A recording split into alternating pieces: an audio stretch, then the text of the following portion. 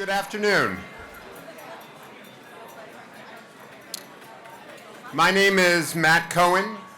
I'm a member of the AJC Executive Council, and it's my great pleasure to welcome you to this AJC Global Forum concurrent session. It's also my pleasure to welcome our live web stream to an audience around the U.S. and around the globe. Over the course of last year's election campaign, a new political ideology arose, calling itself the alternative right, or as it's come to be known, the alt-right. We've heard the term, we're familiar with the names Breitbart, Steve Bannon, Milo Yiannopoulos, but what is the alt-right actually about? The alt-right remains a shadowy force. It espouses American nationalism and denounces globalism and seeks to sharply curtail immigration in the United States. These are the forces that Donald Trump rode to the presidency. It is undeniably true that many of the practitioners hate Jews, Muslims, Latinos, and African Americans, and frankly, anybody they perceive to be a threat to what they call the European heritage of the United States. But as a movement, is the alt-right racist and anti-Semitic, or even neo-Nazi, as some of its critics allege? Was it responsible for attacks on mosques and black churches and other acts of domestic terrorism? To what extent does the alt-right pollute social media with hate? Can one fashion government policy, including foreign policy, out of the alt-right precepts and biases? How much influence does it have, if any, on our current administration? To discuss these questions, we have three journalists who have carefully followed the alt-right phenomenon and have occasionally done battle with it. They are McKay Coppins, staff writer for The Atlantic, Yair Nosenberg, senior writer for Tablet, and Jennifer Rubin, opinion writer for The Washington Post. Our moderator will be Dan Elbaum, AJC Assistant Executive Director and Director of Regional Offices. And without further ado, Dan, I'll hand the floor over to you. Thanks so much.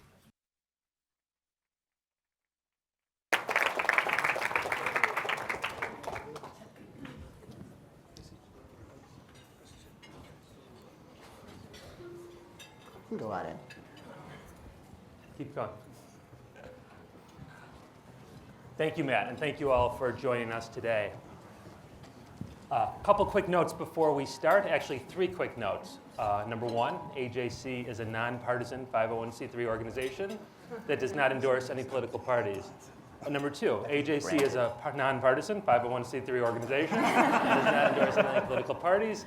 And number three, and very importantly, AJC is a nonpartisan organization that does not endorse any political parties. Thus, having protected our tax-exempt status, let's begin.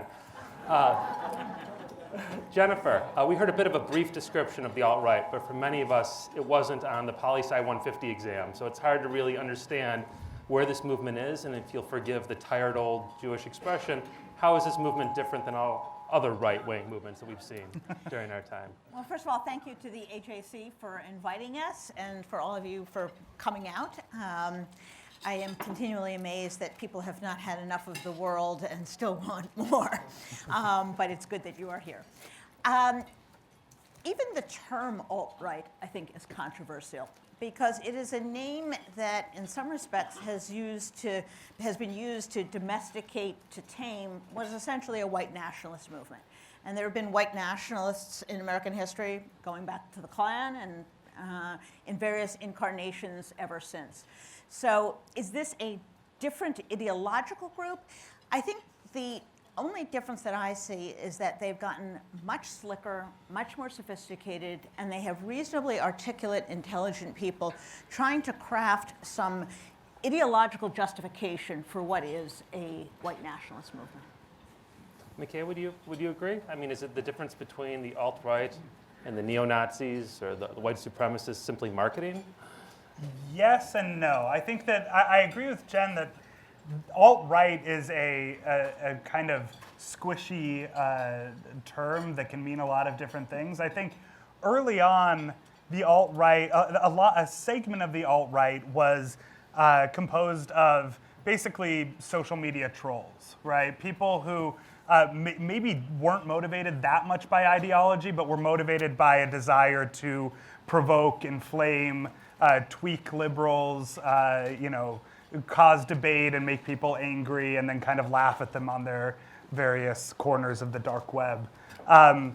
I think that the definition of the term has evolved over the past 2 years, and now I do think that, if there's a difference between neo-Nazis and the alt-right in terms of ideology, it's hard to nail that down. I think that for all intents and purposes, it is a white nationalist, I'd add a Christian white nationalist belief system, and most of the people who would identify as alt-right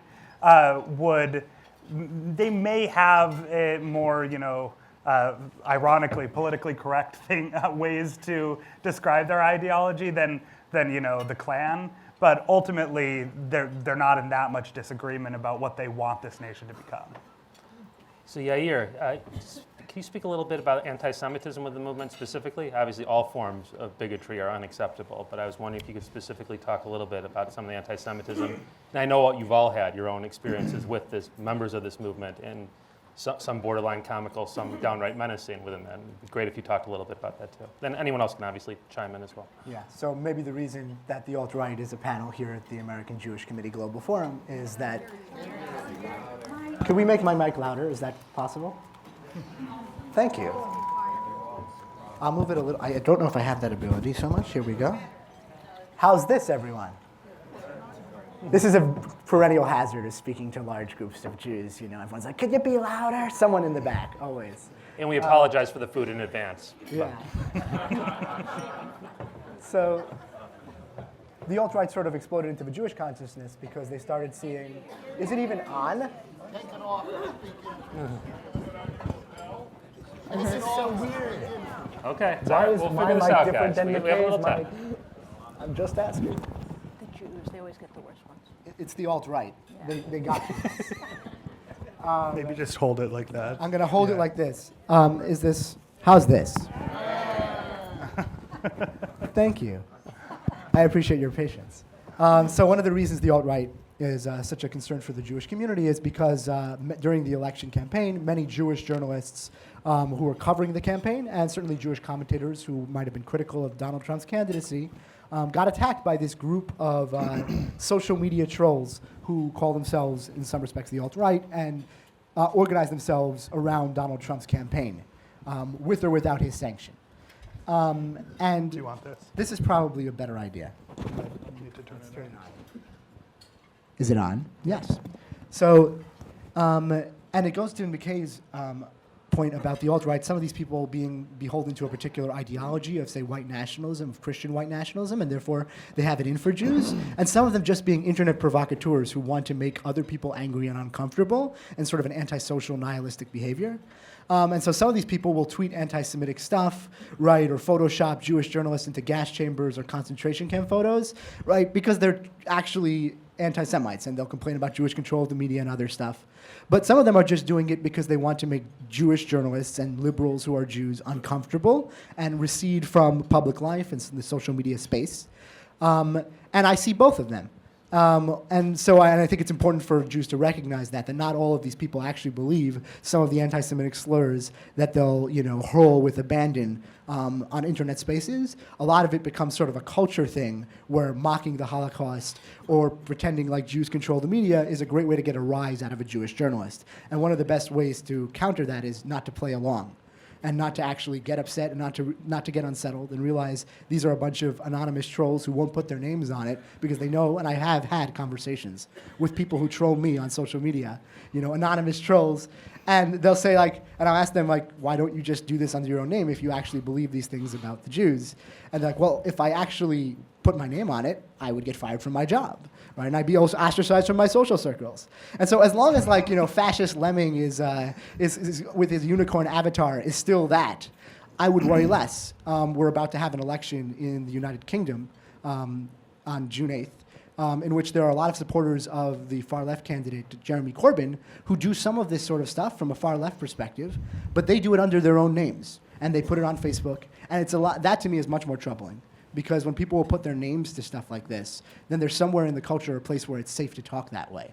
And right now, thankfully in America, it's not. There are people who like to make it that way, and that's why you have panels like this, so people are aware. But I think we should put things in perspective.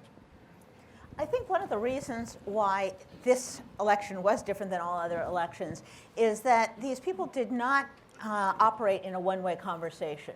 There was clearly some interplay between the campaign and these individuals. When you had, famously, Donald Trump go on and not reflexively be able to denounce the Klan, or when you had a visual image of piles of money, essentially, and a star on there. These were dog whistles, as we like to say, to the far right. And the question was whether there was an actual meeting of the minds, whether they were simply trying to encourage fringe followers, because when you're Donald Trump, you'll take any support you can get, or some combination of the rest. It is hard to believe in this day and age, with Jared Kushner as the son-in-law of now President of the United States, that this could have been inadvertent or ignorant at some level. Certainly, people could have or should have or did explain to them what was going on, and they chose to do it anyway. Again, whether that was intentional anti-Semitic, trying to gin up the audience, or whether they knew they had followers from that segment of the population is up for debate. We've never had a president, at least in the last 100 years or so, who has engaged in this way, even sort of mockingly perhaps, with a fringe group that is a white nationalist group. And that's, I think, when a lot of us, antennas went up, and we began this debate with one another, with readers, with each other, about whether they simply used the Trump vehicle because they saw it was the closest thing to them, or whether the Trump campaign really was an outgrowth of the alt-right. And that debate continues to go on. I think it's important to place the alt-right in its proper place in the broader context of the right-wing media. Because basically, I've written a lot about this, and I've followed this over the last 10 years or so, especially during the Obama era. There was the conservative media, right-wing media online, and in other mediums, but especially online, really kind of exploded. It became a lot bigger, it became a lot more professional, became a lot better funded. And really, along with these other forces in American politics, like the deregulation of political money and the fracturing and democratization of media in general, this kind of, I call it the fringe establishment, was kind of built up. And it was composed of right-wing pressure groups, conservative media, talk radio, media personalities, and it was really apart from the old guard Republican establishment, right? And I think one of the things Donald Trump realized very early on, well before he launched his campaign, I think I would, if I had to pinpoint it, it would be around 2013, 2014. Remember at this time, after the 2012 election, Donald Trump had sort of been exiled by most mainstream figures in the Republican Party. He had spent the 2012 election talking about the birther conspiracy theory. And most serious Republicans, whether they were politicians, donors, kind of the conservative intelligentsia, had just about had enough with him, and they were sick of him. But what Trump realized was that if he wanted conservative supporters or attention from the right, he couldn't do it by courting the Wall Street Journal op-ed page or the head of the RNC. He had to go to places like Breitbart, right? And similar websites and talk radio personalities and internet provocateurs and people like Alex Jones, conspiracy theory mongers. And he very deliberately and very meticulously and methodically courted that segment of the conservative media and the conservative establishment. Before, go back to early 2015, There was a lot of jockeying ahead of the 2016 Republican primaries. 16 candidates ended up running. Most people were not focused on that segment of the right? Most of the candidates were going through the motions of what a normal Republican candidates did to try to win their party's primary. Donald Trump knew that he didn't have a chance there and didn't even bother with the mainline establishment for the most part. He spent his time with that segment of the fringe establishment. Now, I wouldn't say that everyone in this network of websites and media are necessarily part of the alt-right. People at the Blaze and the Daily Caller and places like that are not all alt-right figures. But what I think that the alt-right movement found is that they did have a home there, that they could at least be tolerated, even if they weren't agreed with by everyone there. Trump spent his time courting those people. He figured out how to dog whistle to them. He figured out how to talk about things that would whip them up into a frenzy and garner support. And that's what we saw throughout the primaries. And it was very effective. From a cynical standpoint, in a large field of 16 people, he was able to command a decent swath of the electorate, the primary electorate, by doing that. And I think that the fear I have as a political journalist looking forward is not just, it goes well beyond Donald Trump. It's how many other candidates are now going to say the path forward in a Republican primary is to court this segment of the primary electorate, this segment of the conservative media. I think that is a very frightening prospect. Let me just add to the point that McKay made. The conservative media, all segments of it, played a very interesting role in all of this. I would look at it at sort of three layers. One would be sort of the Breitbarts, the home base of the alt-right. The next level up would be rather extreme right-wing sites that have a pretense of being journalists, but do not abide by the journalistic standards of even, sort of the local newspapers. So those would be the Daily Caller, the Blaze, Red State, some of these other websites. What happened was, as soon as Donald Trump made inroads with the bottom of the barrel, the next level up started getting intrigued because some of those people were their readers and their viewers, and they started giving them attention. So he moved up a notch in the right-wing hierarchy, if you will. And then you came to the National Reviews, American Conservative Union, and others. And they saw what was happening. Some of these people were their members. And so this kind of flowed upwards as each group became more concerned about losing their constituency to a Donald Trump-like movement. And that's how I think we can call it what it is, which is moral cowardice. We can say that it's reprehensible, but simply as an analytical matter, that's how they kind of moved up the food chain. And I also want to make a comment about the sort of top of the right-wing food chain that really did pave the way for Donald Trump. And they really don't like it when I say this, but I believe it to be true.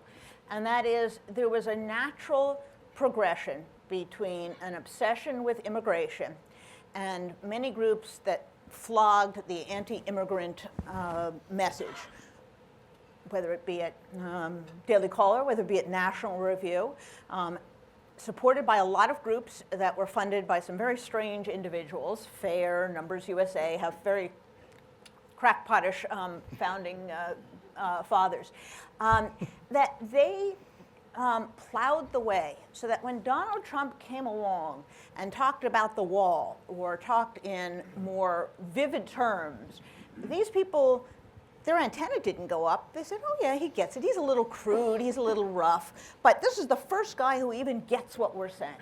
And they didn't play the role of the gatekeeper. They played the role of the maitre d'. They welcomed him in. And I think they have yet to come to terms with that. And when we go back in history, I think there's going to be a reckoning about the degree to which a lot of the anti-right, anti-left, anti-immigrant phenomenon paved the way for Donald Trump. Not intentionally, but they sure did make it a lot easier. If I could staying on the president and to ask you to get us a little into the mind of an alt-right supporter, is there obviously, with our president, we have someone who not only has a Jewish grandchild, but has been embraced by the prime minister in Israel and has really embraced policies that we traditionally interpret as pro-Israel in terms of deference to the democratically elected government of Israel. If you're an alt-right supporter, is there a degree of mental gymnastics involved in supporting this president for things that you like, or is this a totally separate consideration in terms of the president's policy on Israel and his Jewish family? So when I first started getting, attacked by these sorts of figures on Twitter and social media, I used to ask them, because I was very curious, you are aware that his daughter converted to Orthodox Judaism. And the actual response I would get would be, nobody's perfect. And I think this is actually, on one hand, it's actually kind of funny. And on the other hand, it actually showed something that actually disturbed me during the campaign and is more disturbing in retrospect, which is that the Nazis, so to speak, right, the neo-Nazis, the alt-right, are more pragmatic politically than some people on the far left in America who were unwilling to say vote for Hillary Clinton, right, or voted for Jill Stein, or didn't show up, right? And whereas these neo-Nazis understood this is the best we've got, right? It's the best we've ever had, and it's the best option on offer, and so we're going to go in for that, and we're going to go all in for that. And look who won. And this is the sort of thing that democratic publics need to think about when they're deciding who they're going to vote for. And it reveals something a bit troubling, I think, sometimes about voters and their preferences and what lengths they're willing to go for candidates who aren't perfect. There's been a spike in anti-Semitic incidents over the last few months. Is there a link that could be drawn between the rise of the alt-right movement? Is this they certainly coincide in terms of the reports of the increased movement, the reports of incidents. Do any of you feel prepared enough to say that there's a real link there that can be tangibly demonstrated? I think it's part of what we saw first in Europe and now what we see in the United States. I think when white nationalist groups of whatever type begin to percolate up and begin to get a foothold in the popular culture, the Jews are on the front line, and that has always been the case. I think what was so disturbing to many of us was that we thought, well, Europe is Europe. Europe has always had this long and tortured history of anti-Semitism, but in America, it's a whole different ball of wax. And in fact, we are the least anti-Semitic major country in the world. But it didn't stop in England, it didn't stop in Germany, and these events have been going on for years, of course, with very little notice, by the way, from American politicians. So put that in the back of your mind. And then it took hold here. So I think it was both this general trend around the world, and also, people take inspiration, if you will, from all sources. And as it soaks into the culture, and as soon as behavior becomes more acceptable, norms collapse, barriers collapse. And anecdotally, we heard stories of school kids taunting one another in various ways. People listen, and whether they, in their own minds, construe this as anti-Semitic, or whether they just think that this is an okay thing to do, I think that erosion of standards, the erosion of tolerance in American society did contribute to this, and still does. No, go ahead. So I would like to wait until, say, the end of 2017 when we have complete hate crime statistics to start to figure out, are there trends, do they correlate with particular things? I know the ADL has started doing that, and there's stuff that people can look up. I think something that Jennifer said is worth expanding on, which is that it's not so much that, say, we can prove one way or the other that did Trump, his election or the alt-right contribute to a rise in anti-Semitism or other bigotries against minorities. But it certainly has contributed to people starting to pay attention to the existence of these things. And it's not because the anti-Semitism was always there. I was getting attacked by bigots on social media long before Donald Trump was a presidential candidate. People just weren't interested very much in the fact that this was happening. And it was sort of just a fringe phenomenon that people with very Jewish names who worked in the public sphere were just used to dealing with. And suddenly it became a national concern and people became interested in it. And so now people are very interested in anti-Semitism and every little attack that happens in this slur in this high school and this thing in this neighborhood. And that's great. I'm worried that when Donald Trump isn't around on the scene for people to worry about, will they still care?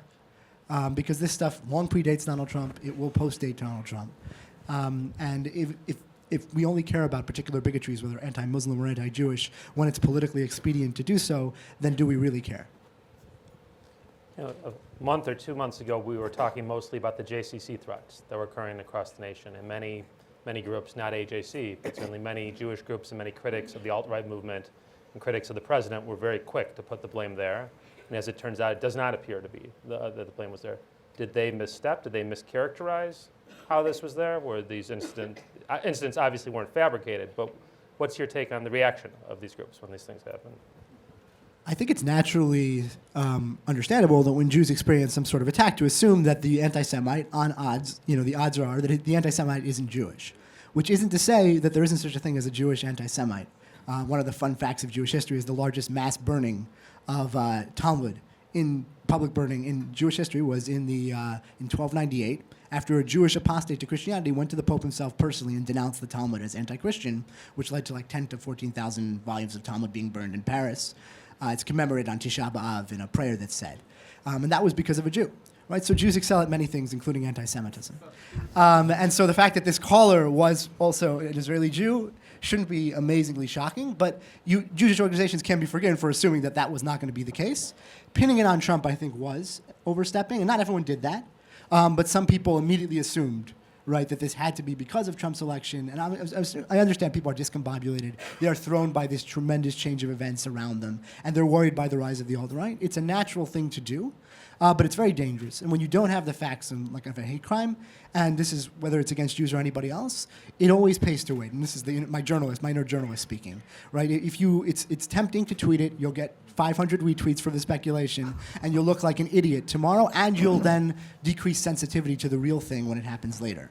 So it's always worth to take a step back and so I think that there is a lesson to be learned from that. I think one of the reasons that people became convinced that somehow Donald Trump was behind this was that he, for a very long time, referred and refused to directly condemn anti-Semitic attacks. Of course, it's always about Donald. So, when he was finally pushed in a press conference, he said, "I'm the least anti-Semitic person there is." Donald, it's not about you, but it always is. And I think we have very nicely gotten used to having presidents who are very quick to condemn whatever their political background, whether you're talking about George Bush, you're talking about Barack Obama, you're talking about Jimmy Carter, whoever, that are very firm and very clear in denouncing religious or racial hate crimes. I mean, this is sort of like a first principle of American politics. And this is what I talk about with the erosion of democratic norms. There's nothing illegal. There's no institution that is set up to prevent that. But there has been a general understanding of civilized people that is what the president does. He has a role in condemning discrimination. There's no equivocation. There's no explaining it. So when this guy comes along and he shuffles about and he doesn't want to say something and he attacks, verbally attacks, a Jewish reporter who's asking a question, people start thinking this is weird. So it's not entirely a figment of their imagination that Donald Trump might have been encouraging this or in some way being behind this. He likes to say he's a different kind of president. Well, if you're going to be a different kind of president, people are going to think different things about you.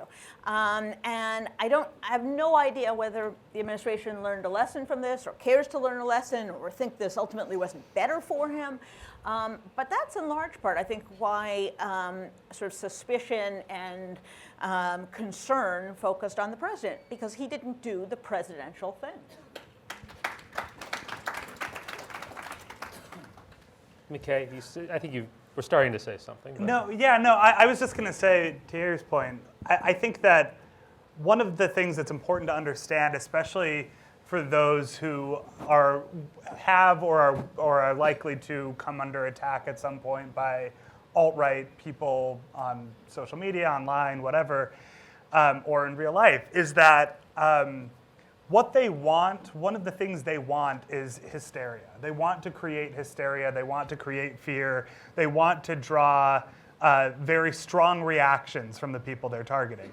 Now, I'm not going to sit here and say, don't be scared and don't react when people start, hurling anti-Semitic attacks at you. I mean, that's a natural thing. I just think that it's worth remembering that the majority of these people, especially the kind of people who are anonymous and hiding behind avatars and aren't willing to put their names and their faces to these attacks, really what gives them the most satisfaction is people who in their minds are overreacting to their attacks, right? Because they see themselves as I mean, this is, you know, I'm going to go deep into the psyche of these people, but they see themselves as somehow more elevated or even enlightened when they're able to emotionally manipulate the people that they're targeting. So when they're hurling anti-Semitic attacks, when they're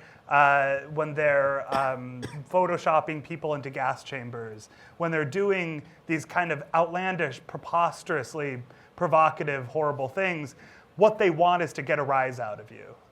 And the more that you give that to them, the more that they're motivated to keep going. And so I've found, and you know, I'm in a different situation, but when I've come under attack by these kind of armies of alt-right trolls, I found that it's mostly easy to, the best course of action, if it's possible, is to remember that these are mostly pretty pathetic people who are in their basements, in their parents' basements.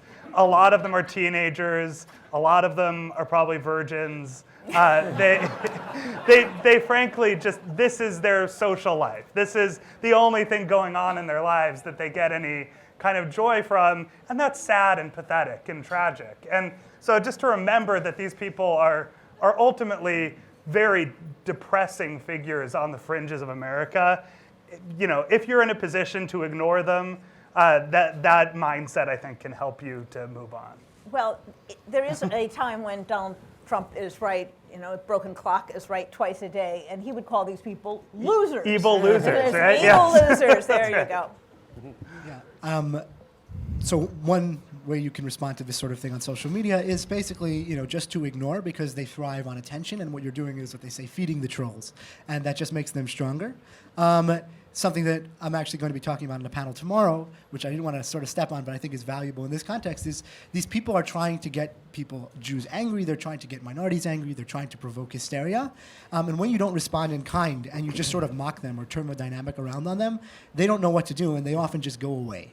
And so I will, with some regularity, get tweeted some variant of the slur, right? You Jews, you control, 90% of the media, and they usually have a figure, right? And then now the Goyim are catching on, right? And they're like, just admit it.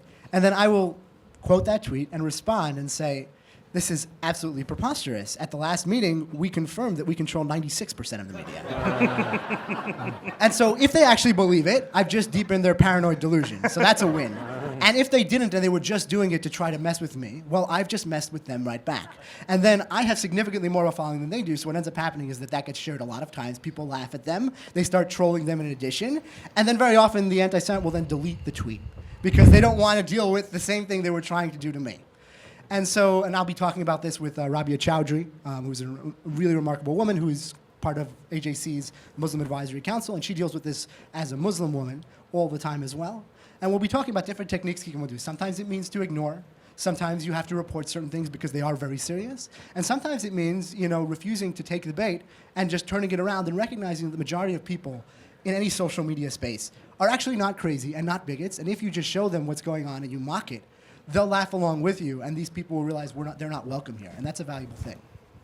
So I have one or two more questions, and we'll turn to the audience, so please be ready, and we'll have staff walking around with microphones. But if I could keep you within the psyche or within the basement, the parents' basement of the alt-right, is there a hierarchy of hate? Like, where do we rank as Jews versus Muslims versus Latinos, African Americans? You could throw in Mormons, McKay, if you're interested on that. But not that I want to keep score, but maybe I do a little bit on that. That's a good question.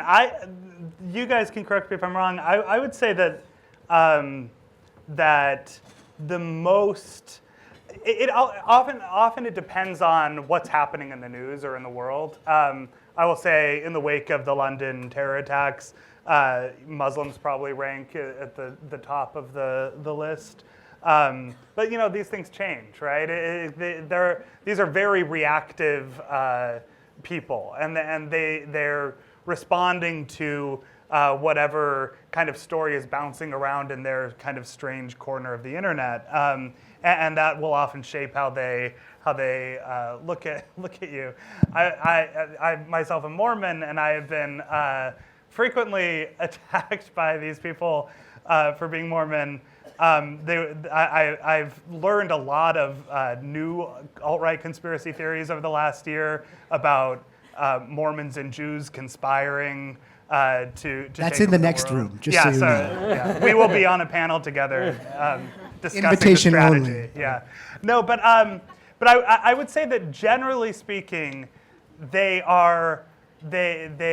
direct their hate at people who they feel threatened by in some way, and sometimes that's a genuine fear of what terrorist attacks or whatever that they then project onto all believing Muslims, for example. Sometimes it can be as small. I've talked to people in the alt-right who are.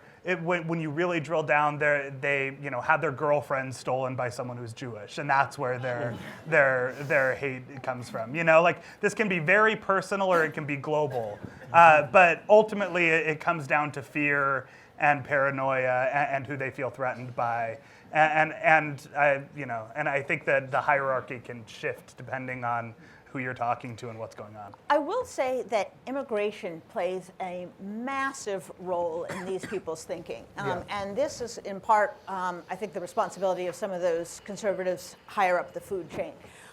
They believe that millions of people are still flooding across the border. Facts be damned. They believe that we've had a surge in crime in Chicago because of illegal immigrants. Immigration is the whipping boy, whether it's an economic issue, whether it's a foreign policy issue. The response to terrorism is a travel ban, get rid of the foreigners. The response to economic dislocation is build the wall. So it is this obsession, it is this xenophobia, and because, of course, foreigners can mean anyone, the locus may shift around, but the absolute obsession with immigration, I think, is a telling issue for them, and it's a telling connection between them and right-wing journalists higher up the food chain. So my final question, and there's too many of you to walk around with mics, so we'll ask you to stand up and just speak very loudly when we do those questions. But obviously this movement does include a lot of losers, no question. But in your opinion, in any of you, was it big enough, was it powerful enough to play a significant role in this last election? I mean, to put a very fine point on it, is Donald Trump in the White House right now because of the alt-right? Well, I've made this argument about Hillary Clinton's version of the election. When an election is this close, and we're talking about 78,000 people in 3 states, everything is a but-for cause of Donald Trump. But for James Comey coming out 11 days before the end of the election, but for Hillary Clinton not going to these places, but for the alt-right getting engaged and maybe voting for the first time.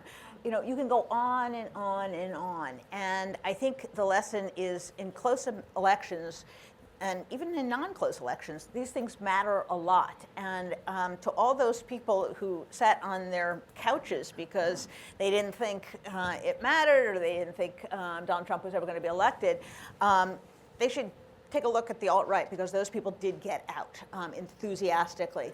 So in a very perverse way, I think it's an advertisement for re-engagement in grassroots democracy for the rest of us. Thank you. Okay, questions from the audience. Jerry, I'll go first. You've spoken a lot about the alt-right's views, if you will, domestic areas.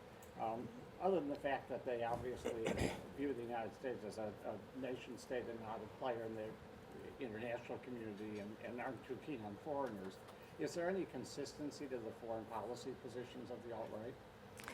Well, of course, they're very fond of Vladimir Putin. Oh, the question was, with regard to foreign policy, does the alt-right have a view or a position? And the answer is, from what I can discern, their main foreign policy position is pro-Putin. And why is that? Well, for one thing, Donald Trump is being attacked by liberals for being close to Putin, so that means they have to defend Putin. This is how the chain goes. For another thing, in this kind of bizarre thinking, although they don't really understand that it's a different branch of Christianity, they see the Russian state, the restoration of the, they don't know it, but the Eastern Orthodox Church as a model for them. This is the return of Russia, of blood and soil. This is a return that's going to sweep away the elites, sweep away the cities, the cosmopolitan people. You go back to Mother Earth and to religion. So that's another reason, I think, why they're very game on this. And third of all, they love how he governs. He Yes. represses gays. He shuts up, human rights activists. He lies with impunity. This is their, hero. This is their model. So I think for all of those reasons, and probably some more, they're beginning to see everything through the lens of Russia, which is just bizarre for a president who, of course, advertised himself as America first. So now we have sort of a Russia first group that's out there. I agree. I think another reason for the obsession with Putin is that there is an obsession in the alt-right with the concept of masculinity.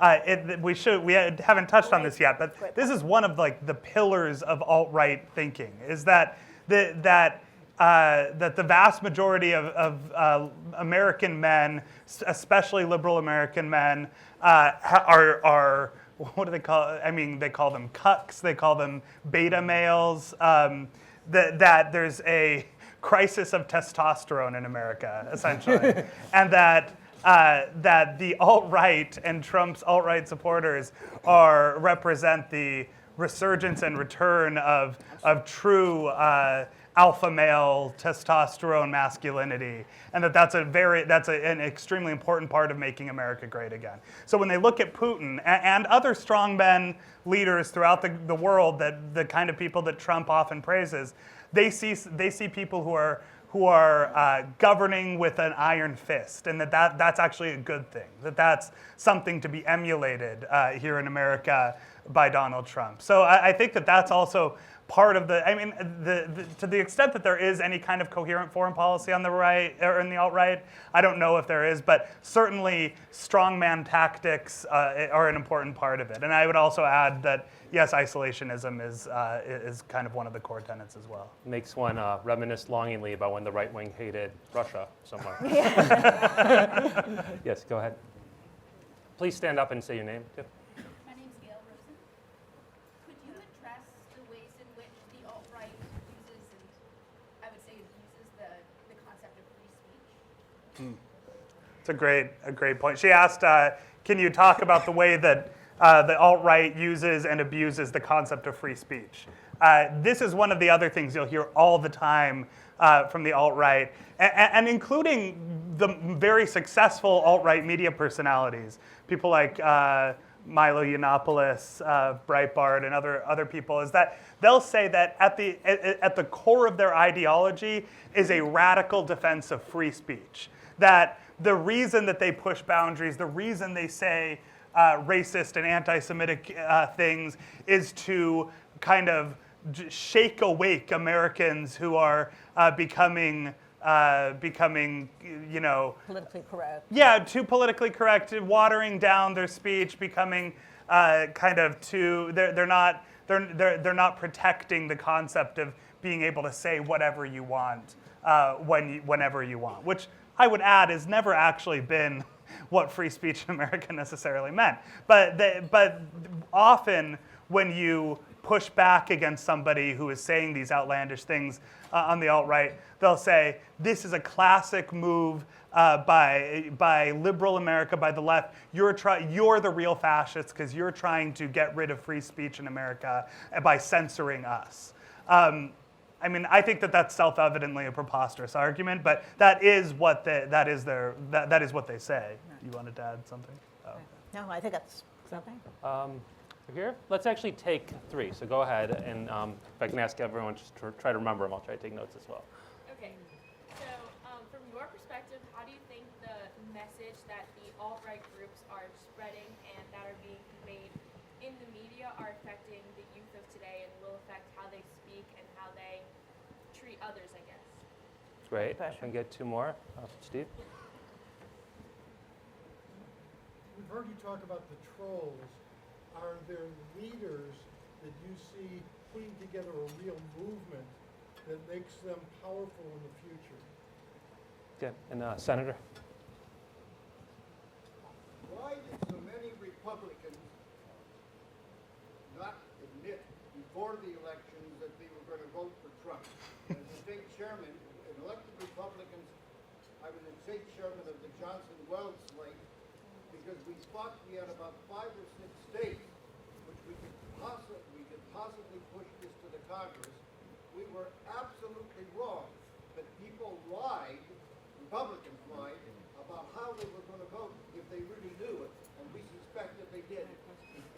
We have a reason why Republicans wouldn't admit that before the primary. So we got kids, trolls, and Republicans. I'll let you. I'll take the kids. We have this duality. On one hand, for all the abuse the millennials take, it is by far the most tolerant generation in American history in terms of race, in terms of gender. I think in some respects it stuns them that we are much more race conscious than they are. So you start from that premise. So how can that group of people coexist with this other group of people that might be sort of the down and outers, the people who feel like they're not where they should be because of some elite conspiracy? And the answer is there's no one answer in America. It's a very diverse place. And I think you can say overwhelmingly that this next generation, the millennial generation, is very tolerant, is much more sophisticated than their parents, has access to much more media. Sometimes that's good, sometimes that's bad. In a lot of ways is much more worldly in a good sense of the word. But at the same time, we see this divide in American society that does go down age brackets, which is in rural communities, in sort of the Rust Belt states, that there's a heroin epidemic, there's economic displacement. Those kids living in the basement are living in the basement because they can't get a job. So I don't want to justify or minimize that, but I think they do have a breeding ground at the same time that millennials have the capacity, I think, to inoculate themselves and hopefully the country against these people. So it's all on you guys. Do you want to take trolls or Republicans? I actually was going to talk about some of this stuff affecting youth and infiltrating the real world, because a lot of it stays on the internet, so to speak. A lot of it is never going to come out in real life. But there are troubling instances where some of this stuff seeps into the real world, into those populations, right, who are perhaps the exceptions or the cast-offs, right, who exist in this, say, anti-liberal or pro-Trump universe, and they've seen these sorts of memes and catchphrases and ways of talking about Jews and others, and they start to repeat them in real life. And so there is this conservative journalist named Ben Shapiro who broke with Breitbart over its Trump boosterism, and he went to speak at a particular university, and he was confronted with a pro-Trump protester. Right, he's typically confronted with left-wing protesters, but in this case, it was a pro-Trump protester. And when they had some conversation, and Shapiro said something about bad things about the alt-right, the guy responded to him just saying, "Oy vey, it's another Shoah." Now, if you know this phrase, if you look online or if you Google it, this is a catchphrase that is used to try to get a rise out of Jews. Whenever a Jew complains about anti-Semitism or anything else that they don't like in the world or anything politically that the alt-right disagrees with, they don't respond to it substantively. They write back and say, "Oh, it's another Holocaust," right? But they purposely use the word Shoah, and it's done in a mocking way. And so, but here was somebody confronting with it, and how did that kid learn that phrase? How did he even know that Holocaust is Shoah in Hebrew, right? The typical American kid, right, at a middle American university. So these people are seeing this stuff pop up on Reddit and in their social media universes. So those who get ensnared in it, they will start to say these things out loud. And I think people should be aware. There are, occasionally, signs snapped of, pro-Trump rallies where, signs are held up that say, the Goyim no, right? These are, catchphrases all the time. They're actually kind of funny, to be honest. I find them amusing. And they're sad. But they just sort of slowly seep in. And so we should be vigilant. you should make sure to show these people, and make people realize that the alt-right isn't cool. It isn't hip. It isn't, how you're going to be edgy. It's basically just a bunch of losers. And if you make that clear to people, no one wants to be a part of that, and no one wants to sound like that. And then they'll stop talking like that. I'll answer the question about Republicans not admitting to pollsters that they plan to vote for Trump. I think it has a lot to do with what we've been talking about today. One of the main reasons is that there was a segment of the Republican electorate that knew Trump was associated with stuff like this, whether deliberately or not. In their social circles and their conversations with friends, in the media that they consumed, these tended to be, I think, the ones who were the last ones to kind of board the Trump train were probably more affluent, more educated, kind of Romney voting Republicans. And I think that a lot of them felt embarrassed to talk about their plan to vote for Trump or talk about even entertaining voting for Trump because they felt like it would brand them as racist or anti-Semitic or whatever. Look, I don't think, and I think this is an important point, I don't think the vast majority of Trump supporters would identify as part of the alt-right. I think it's probably true that a large number of Trump supporters don't even know what the alt-right is. But you can't separate it from what the Trump campaign did throughout the 2016 election cycle. And I think that there were a number of Republicans who were on the fence, who didn't know if they could bring themselves to pull the lever for Trump.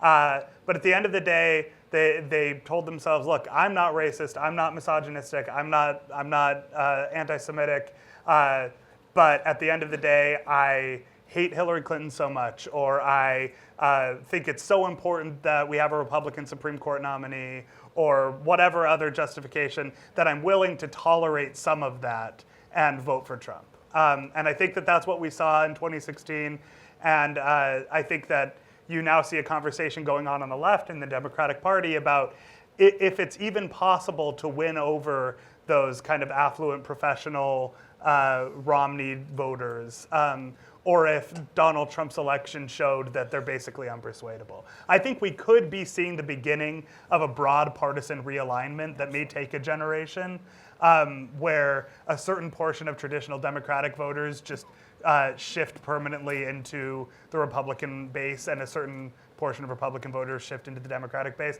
I think it'll take a generation. I think it'll depend on whether the Republican Party retreats from Trumpism or embraces it. It'll depend a lot on whether Democrats embrace Bernie Sanders style platform, or if they go back to kind of more of a center-left Clinton style platform. But it is possible that we're seeing a realignment that could define American politics for generations to come. Absolutely, and never did I think we'd all be so fascinated in the Georgia 6th congressional district, but one of the reasons we are is for exactly the reason that McKay said. Are you from Georgia? Are you from that district? Yeah. All right, there you go. All right, so millions and millions of dollars have flowed in there. I'm sure you're peppered with ads all day long till you're sick of it. You have a rather affluent district in sort of the suburbs of Atlanta, part of Atlanta and into the suburbs. This is an opportunity to sort of test that theory. This was a district that voted by a 23% margin for their congressman, who later became our head of HHS, Tom Price. 23 points. Donald Trump barely carried the district by a point. So here you had a large contingent of Republican voters who felt comfortable voting for Tom Price, but couldn't bring themselves to vote for Hillary Clinton. And we've had so much discussion about the white working class and how the Democrats are going to appeal to it. The other half of this coin is they have a wonderful opportunity to sway back better educated, some sort of suburban white voters who look at Donald Trump and say, "Not me, thanks," or who just see, sort of what a disaster, or they feel their intelligence is being insulted, or many other things. So you have this really interesting divide that's really, in essence, by education and by class. We haven't had that in America. That's a very kind of European thing, and it has a lot of problems with it. But I think we are seeing it because it is dividing in that way. Let's try to do 3 more real quickly. One. Go ahead. Joel Negrin from Westchester Shore. What is the deep state and how does it relate to this structure? Is there one over there? Yeah, go ahead. Sorry. So the concern is also, you're talking about the alt-right as a fringe group, but yet we have Steve Bannon as the senior advisor in the White House. How do you deal with that, and what do you think the repercussions of that will be going forward? Okay, and a third one over there. Hi, I'm Andrea Plaza. I'm not sure how to formulate this, but we heard at the plenary about how Donald Trump may be taking actions or stating things that are good for Israel and for negotiation of peace. How are we as American Jews, and perhaps you can offer a framework, how are we to view that hope through the lens of what we see happening in this country with his actions and behaviors that are so antithetical to Jewish values, including getting into bed with the alt-right and encouraging the hate and the anti-Semitism. Great. Okay, so those are our 3 for now. Let me take the last one first, because it's an issue that, as someone who considers herself, or at one point considers herself sort of center-right, that is very much much in play.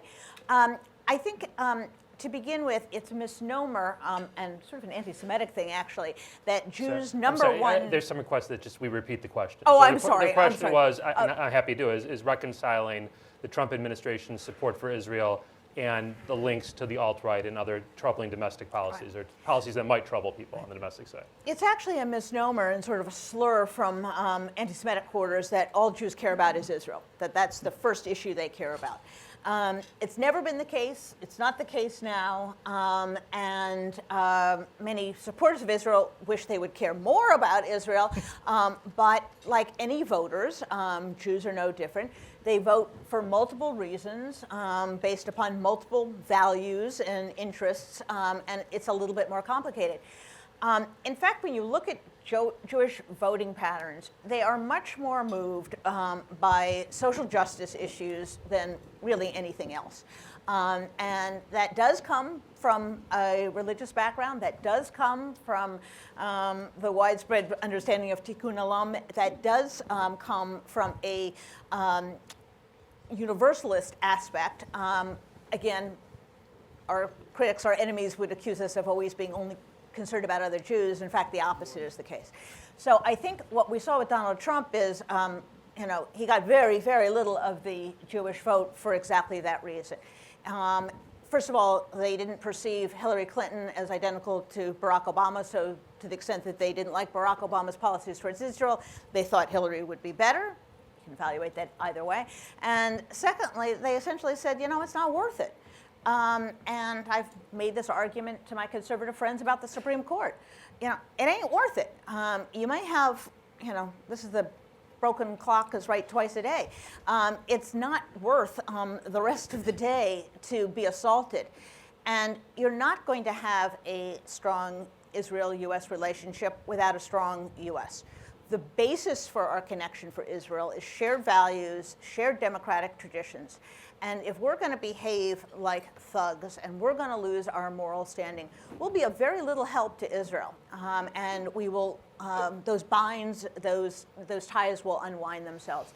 So I think American Jews, in my view correctly, in other people's view not correctly, prioritized. And they made that decision. And I think this is probably giving our Republican Jewish coalition friends fits. But there are many people who said, if he's the president, I'm not supporting you guys for all of these reasons. So that's, I think, the conversation that's kind of going on throughout the pro-Israel community and with the Jewish community. I'd like to use that question as an opportunity to answer a related question that I thought we'd be asked, but we weren't, which is what is the alt-right relationship to Zionism? And this is something that's come up sporadically since, throughout the campaign and since Trump's election, the alt-right has this sort of trolling tactic where they pretend to like Israel and Zionism and just say, we want to be Zionists for America, for white people, right? Zionism for white people is what they say. Now, what's really going on, and this gets taken at face value by people who don't understand the alt-right, and that they purposely troll by adopting the values and the things held dearly by the people they're trying to mess with, and then turning them on those people, like free speech. Right? It's not actually a deeply held value of their own. They're using their values against you. But it's also taken at face value by people on the far left who want to associate Zionism with the alt-right. So this is very convenient. They can say, well, look, they're the alt-right. This is the clock right, right twice a day. They're right. Zionism is really just white nationalism. It's absolute nonsense. And I can explain it by the way of an analogy, which is something that the white nationalists and the alt-right also like to talk about. Is they'll point to falling, say graduation rates for whites from college. And they'll say, well, obviously we need affirmative action for white people.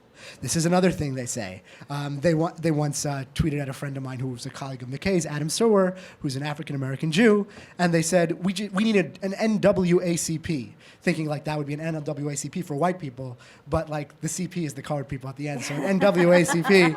And he's like, yeah, why can't we have one of those National White People Advancing Colored People? It sounds good to me.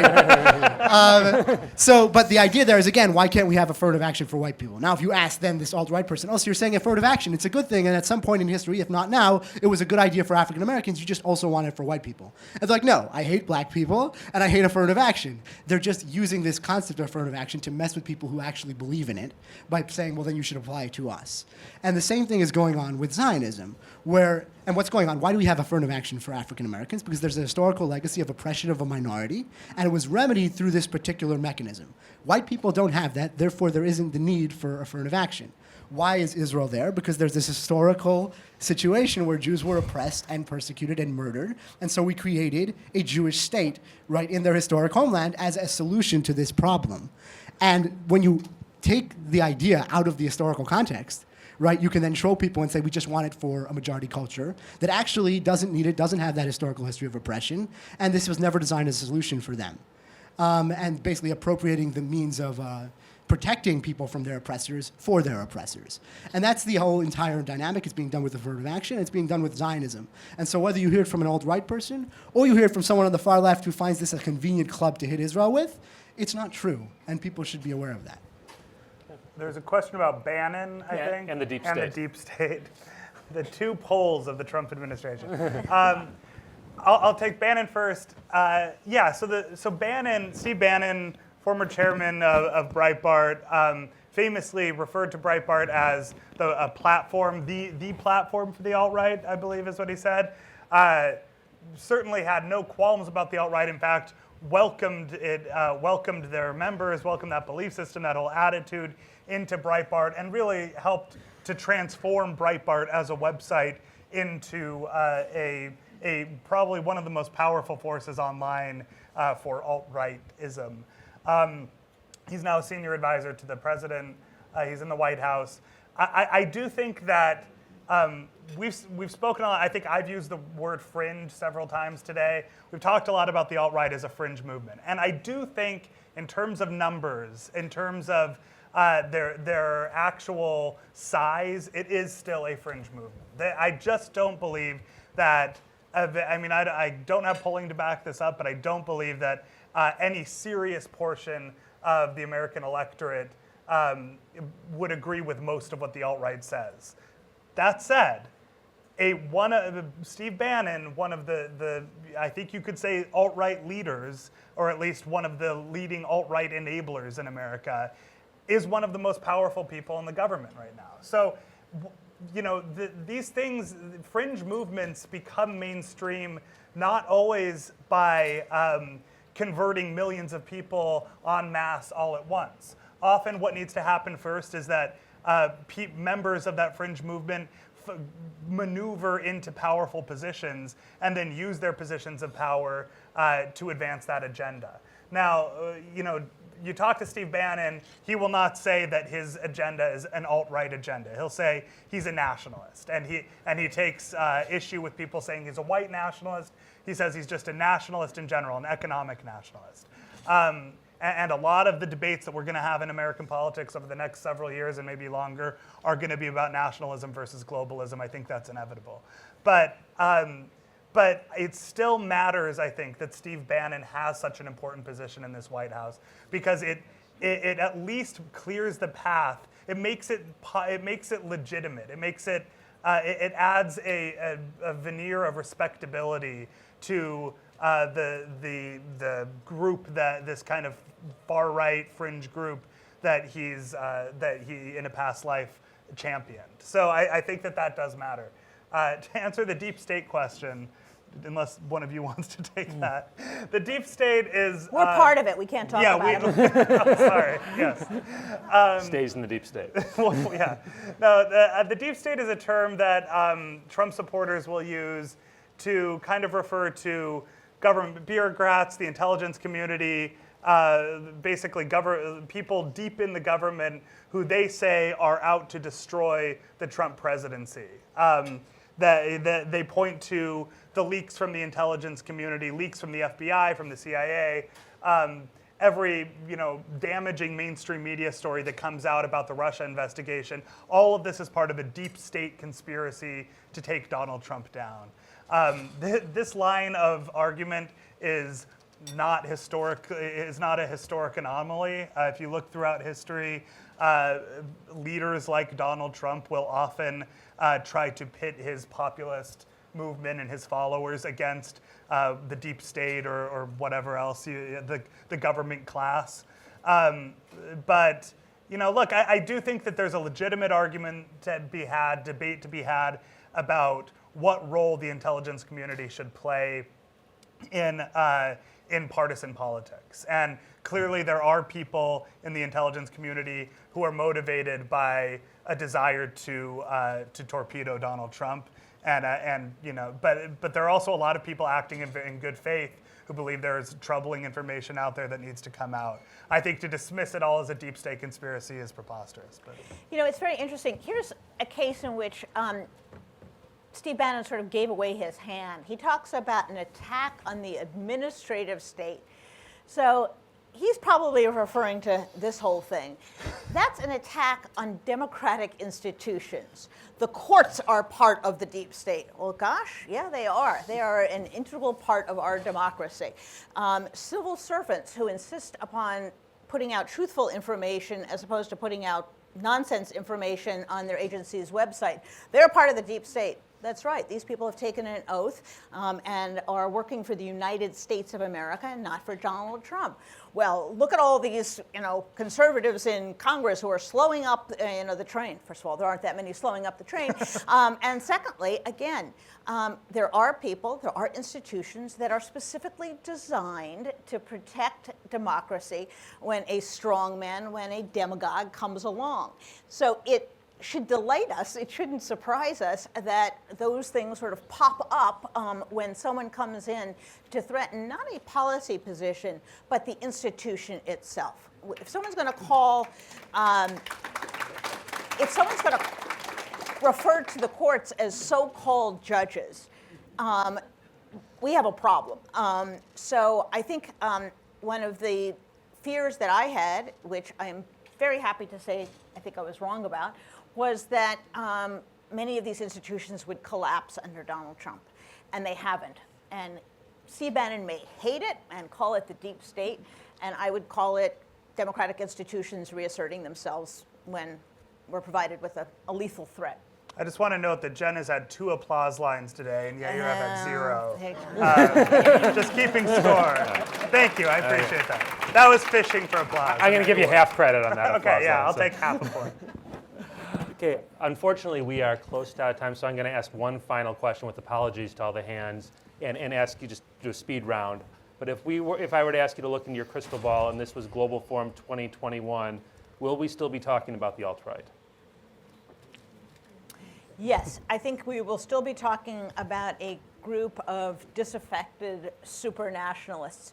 My hope would be they will be furious having lost the presidency and seeing a resurgence of either a normal Republican or a normal Democrat. But I think the people themselves are not going to go away. Yair? I think if I learned anything from this election, it's not to make any predictions about this sort of thing. So I have no idea, and I'm just going to say that.